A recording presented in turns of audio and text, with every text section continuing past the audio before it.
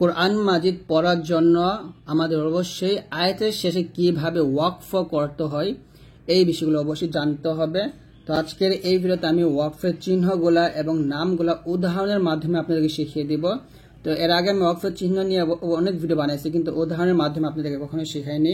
তো আজকে আমি উদাহরণের মাধ্যমে প্রত্যেকটা বিষয় শিখিয়ে দিব, অর্থাৎ কোন চিহ্ন পাইলে আপনি কিভাবে ওয়াকফ করবেন বা আয়াতের শেষে কিভাবে ওয়াকফ করতে হয় প্রত্যেকটা বিষয় আমি বুঝিয়ে দেব ইনশাআল্লাহ। তো কাল থেকে কিন্তু আমাদের রমজান মাস শুরু হয়ে যাবে, অর্থাৎ এই রমজান মাসে কিন্তু আমরা সবাই কম বেশি কোরআন মাজিদ তেলাওয়াত করব। তো অবশ্যই আপনাকে প্রত্যেকটা নিয়মকানুন ভালো করে জেনে পড়তে হবে। তো চলুন আমরা পড়া শুরু করি। আউযু বিল্লাহি মিনাশ শাইতানির রাজীম, বিসমিল্লাহির রহমানির রহিম। দেখুন, আপনি কোরআন মাজিদের মধ্যে আয়াতের শেষে কিন্তু এই চিহ্নটা পাবেন। এটা কিন্তু আমরা সবাই জানি, এটাকে গোল চিহ্ন বলা হয়। এটা দিয়ে বোঝানো হয় আয়াত শেষ হয়েছে। তো এই চিহ্নকে ওয়াকফের সাধারণ চিহ্ন বলে, অথবা অন্য কথা এটাকে ওয়াকফে তাম বলে, ওয়াকফে তাম। আর এই চিহ্ন দিয়ে একটা আয়াত শেষ হওয়া বোঝায়। এর মাঝখানে আয়াতের নম্বর থাকবে, উপরে কিছু চিহ্ন থাকতে পারে, এরকম আর কি। তো এই চিহ্নটা যেখানে পাবেন আপনারা সেখানে থামবেন।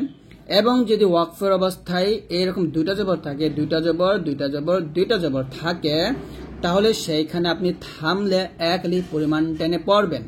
ভালো করে বুঝেন, ওয়াকফের অবস্থায় তানভিনের দুই জবর থাকিলে এক জবর সারিয়া আরেক জবর স্থানে রাখিয়া এক লিফ পরিমাণ টেনে পড়াকেই এটাকে বলে হয় মদ্দে আওয়াজ, অর্থাৎ এই মাদের নাম হচ্ছে মদ্দে আওয়াজ। তো এখানে আমরা অবশ্যই এক লিফ পরিমাণ থামব। যেমন রফা'নাহু মাকানান আলিয়্যা, এখানে আছে আলিয়্যান আছে, থামলে হবে আলিয়্যা, এরকম। অনেকে ওয়াকফ মানে বুঝতে পারতেছেন না। দেখুন এখানে লেখা আছে ওয়াকফ অর্থ থামা, শেষ করা বা বিরতি দেওয়া ইত্যাদি।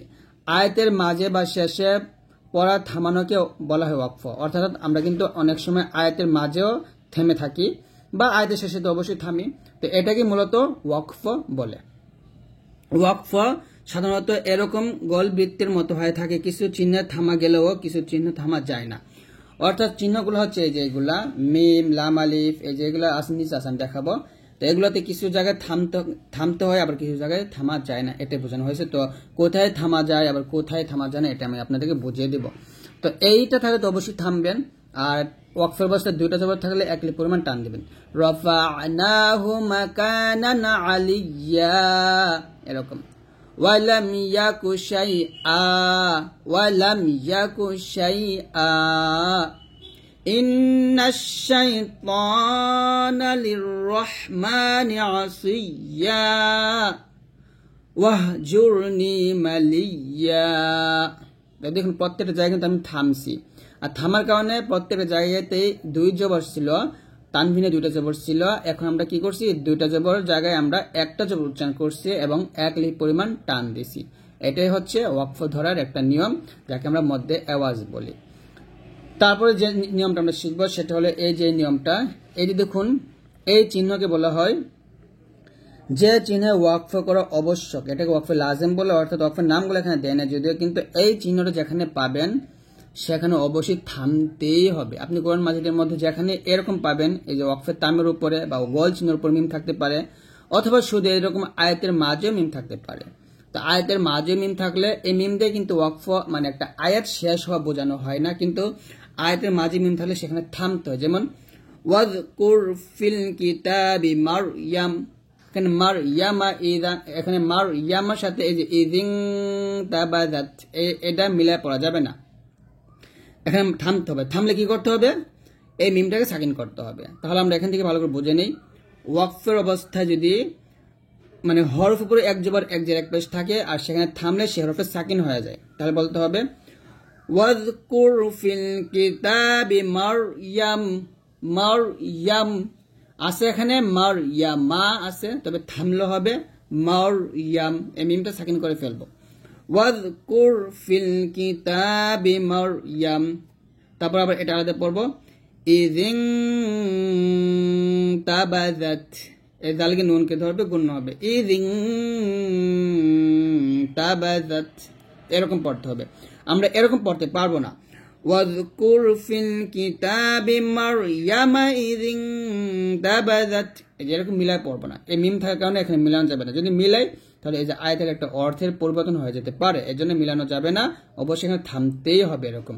ওয়াযকুর ফিল কিতাবি মারইয়াম ইযিন তাবাযাত, এরকম ভাবে পড়তে হবে। তো আশা করছি আপনারা যেখানে মিম পাবেন সেখানে অবশ্যই থামবেন, এটা বাধ্যতামূলক, থামতেই হবে। লাম আলিফ, যে চিহ্নে ওয়াকফ করা যাবে না। তাহলে আমরা এখানে দেখলাম যে মিম থাকলে থামতে হয় বা ওয়াকফ করতে হয়, আর লাম আলিফ থাকলে থামতে হয় না বা ওয়াকফ করা যাবে না। তো যদি এরকম আয়াতের মাঝে আপনারা লাম আলিফ পান তাহলে সেখানে আপনারা কি করবেন, মিলিয়ে পড়বেন। যেমন وَإِذَا خَلَوْا إِلَى شَيَاطِينِهِمْ قَالُوا إِنَّا مَعَكُمْ إِنَّمَا نَحْنُ لَمْ يَلِدْ وَلَمْ يُولَدْ। অর্থাৎ আপনারা এরকম মিলায় পড়বেন, এই লাম আলিফ থাকলে মিলায় পড়বেন, এটাই বোঝানো হয়েছে। তারপরে এখানে দেখুন আলাল আরাইকি ইয়ানজুরুন, এখানে আরেকটা নিয়ম শেখান, সেটা হচ্ছে র ওয়াও পেশ রু পেশে প্রসেস মানলে ওয়াও আসছে, এটা মাদের হরফ, মাদের হরফের পরের হরফে আমরা ওয়াকফ ধরবো। যদি ওয়াকফ ধরি তাহলে নুনটা কি হয়ে যাবে, সাকিন হয়ে যাবে, আর এটাকে বলা হয় মধ্যে আজ। এই রুতে আমরা 3 আলিফ টান দিয়ে নুনটাকে সাকিন করবো। আলাল আরাইকি ইয়ানজুরুন, এরকম ভাবে। আমি আবার পড়ি وَإِذَا خَلَوْا إِلَى شَيَاطِينِهِمْ قَالُوا إِنَّا مَعَكُمْ إِنَّمَا نَحْنُ لَمْ يَلِدْ وَلَمْ يُولَدْ عَلَى الْأَرَائِكِ يَنظُرُونَ, এরকম পড়বেন। দেখুন কোরআন মাজিদের মধ্যে কিন্তু এই যে চিহ্নটা, এটা কিন্তু আপনি পাবেন না, এই চিহ্নটা কিন্তু নাই, তবে এই চিহ্ন দিয়ে এই যে এই চিহ্নটা বোঝানো হয়েছে এখানে, ঠিক আছে। আমরা মানে এখানে ওয়াকফ করবো বা থামতে পারি। তারপর হলো ওয়াকফ বা সাক্তা, যে চিহ্নে এক আলিফ নীরব থাকতে হয়, অর্থাৎ এই ওয়াও কফ ফাতা ওয়াকফ থাকলে অথবা সিন কাফ তাহা সাক্তা থাকলে আপনারা কি করবেন, আয়াতের মাঝখানে একটু নীরবতা পালন করবেন, তবে আপনার যে শ্বাসটা ফেলানো যাবে না। যেমন ওয়াফু আন্না, ওয়াগফির লানা, ওয়ারহামনা, আনতা মাওলানা, এরকম। অর্থাৎ আমরা কি করছি, এখানেও থামছি, এখানেও থামছি, এখানেও থামছি, কিন্তু তার মানে এই না আমি আমার শ্বাসটাই ফেলে দিছি, শ্বাস কিন্তু ফালাই নাই, শ্বাস কিন্তু আমার ঠিক হয়েছিল, শুধুমাত্র আমি একটু নীরবতা পালন করছি বা আওয়াজটা একটু অফ করছি, এটাকে বলা হয় ওয়াকফ থামার নিয়ম। বা সাক্তাতে একইভাবে কাল্লা বাল রানা আলা কুলুবিহিম, বাল এখানে এসে আমি থেমে যাব, তবে আমার শ্বাস থামবে না, শুধুমাত্র আওয়াজটা থামবে, এরকম। আবার ওয়াফু আন্না, ওয়াগফির লানা, ওয়ারহামনা, আনতা মাওলানা, এরকম ভাবে পড়বেন। তারপর কাল্লা বাল রানা আলা কুলুবিহিম, এরকম আর কি পড়তে হবে। তারপর দেখুন এখানে আইন আছে, ত আছে, গাইন ফা আছে, সদ জা কফ জিম লাম আলিফ কফ সদ লাম, যেসব চিহ্ন অল্প সময়ের জন্য ওয়াকফ করা বৈধ, অর্থাৎ এই চিহ্নগুলোতে আপনি ওয়াকফ করতে পারেন।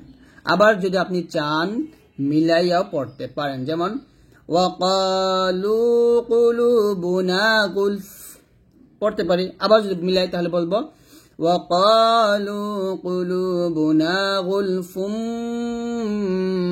বাল লাআনাহুমুল্লাহ।